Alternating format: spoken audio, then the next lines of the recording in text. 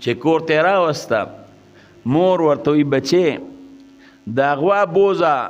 میلې ته منډې ته بازار ته او دا خرڅه که په هغې زمانه کې د غوا 3 روپۍ قیمت و بچې په 3 روپۍ باندې خرڅه که خو چې کله جوړه جاړه خلاصه کې نو چې په چا یې خرڅې هغه ته ووایه چې د مور نه به ګورې تپوس کوم دې ته زمونږ په کتابونو کې خیار شرط وی بعضې وخت کې یو سړی یو شی خرڅوي نه هغه ته ویې لکه دا شی مې در باندې در خرڅ کړو خو ګورې 3 ورځې مال خیار دی که 3 ورځې کې د خوښې بیع جایز کوي صحیح ده ناپیس کوي یو کني ختمه به کی او یا یو سړی یو شی لی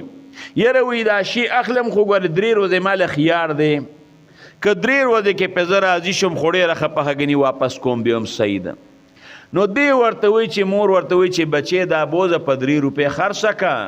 خو چې خبره کله ختمه کې نو دا ورسره ووایه چې یاره د مور نه به تپوس کوم برضای امي منډې ته غوا بوتله غوا ولاړه وه ناوخته شو په غوا باندې ګاک نه رات